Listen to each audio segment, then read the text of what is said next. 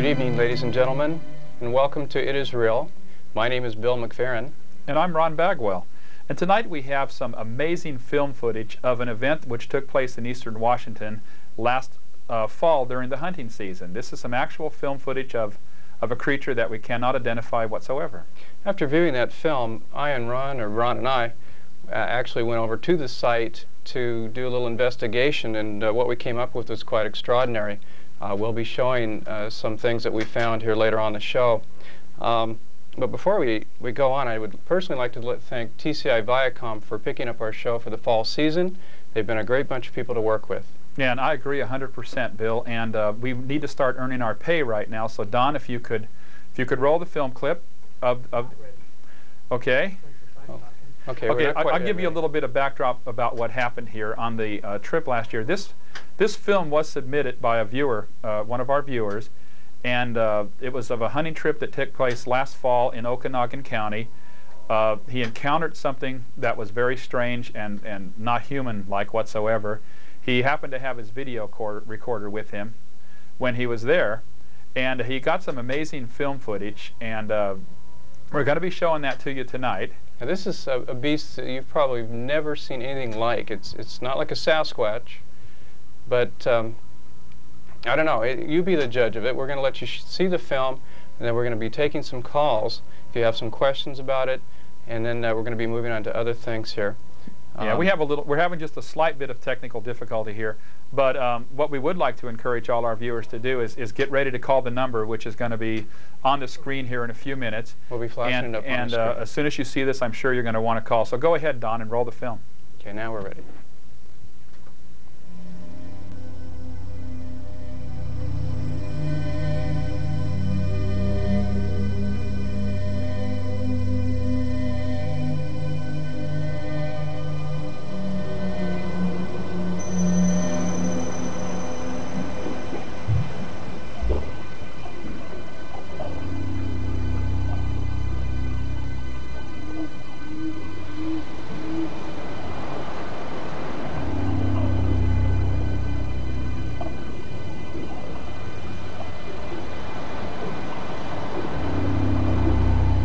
Feel free to call in on that film.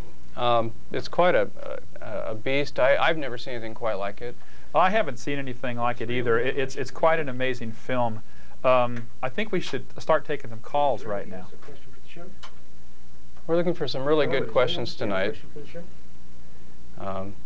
If you have any feelings of what you see in the film, maybe something we haven't picked up before. We have a caller. We do have a call. Okay. Okay. Go ahead, caller. Billy? Yes, go ahead, caller. You're on the air.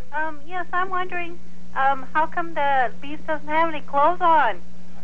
Well, you don't see too many wild animals that are fully clothed. I believe the beast was in its natural habitat, and it wasn't clothed at all. It was its natural fur, I believe. And so, what does that little beastie eat? Did you get to see that? No, it's a very short film clip, and we don't know the beast's eating habits or anything like that. We did follow up with a visit, though, with an investigative visit, and we'll have the details on our trip up there along in the show in a few minutes. In the film, he was picking up some vegetation there, and it looked like it was, the only thing we could find up there was knapweed, which is just a horrendous thing to be eating, but that might have been his main source of food up there. And so yeah, he probably was a vegetarian. There were some berries, some different types of berries, and also roots and things like that. So I have no idea what a beast like that would eat for his meals. And does he have a family? Don't know about a family at all. Just saw the one. Oh, and does he drive a car? Didn't see a car either. Well, thanks very much. Yeah, thanks for calling. Yeah, that's good questions there. Yes. Yeah. Thank you. Huh. Okay, well, that was an interesting call.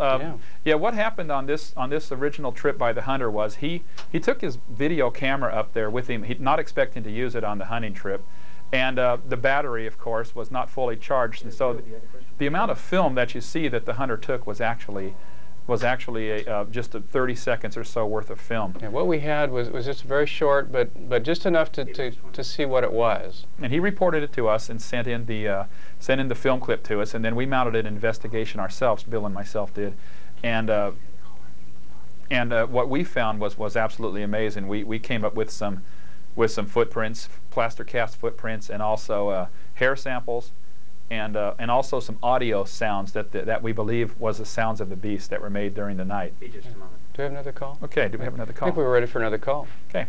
Go ahead, caller. Yes, I'd like to know what kind of sounds he was making. Like, what sounds were they like? Pardon? Could you talk a little louder, caller? What sounds were those like that you heard from this animal? We are going to play them in just a few minutes. We have them on audio tape. Oh, there wasn't any sound on the film that we got hold of. I thought that was my grandma, man. Oh, you know, she looked kind of, it was kind of an older beast, I think. I mean, the two of you guys are geeks. Yeah, I think the beast was molting. Real, you know, I really okay, thanks for calling, caller. Okay, thanks a lot. Well, he couldn't. Yeah, it's a little hard to tell by looking at the film exactly what you're seeing. It's a very short piece of film. We received this film not knowing exactly what was on it or how it came about being filmed. That's why we decided not to accept the film by face value only. We decided to mount our own investigation. We had this film analyzed. Yes, we've had the film analyzed by motion experts, by kinesiologists, and it was determined by the experts that it was not a human in a suit or anything like that. The movements were different than what a human would do in a suit. Okay, so we just wanted to make that clear, plus what we came up with the audio tape, which we're going to play after this next call. Then you can make your own conclusion of this. The caller, we have a caller? Yes, we have a caller. Could you? Yeah, I'm curious as to why they didn't attempt to shoot the beast. Because I think he was caught off guard. The hunter was caught totally off of guard. He didn't even have his rifle with him at the time. He was just leaving his campsite where he was camped out for the night, and he heard some noises in the bushes. He heard some very strange sounds that aren't normally made by a deer or any kind of animal. He pulled out his camera and he was going to go film, and that's when he saw it crossing what used to be a road. And it's hard to shoot when you're trying to shoot film too. I mean, it's hard to pull up your gun. Over in that area, they would have shot it if they'd have been. He was very scared. He was very frightened when he saw this. His hands were shaking. Yeah, I can imagine what it'd be like to see something like that. Yeah. Yeah, and do you have any other questions, caller?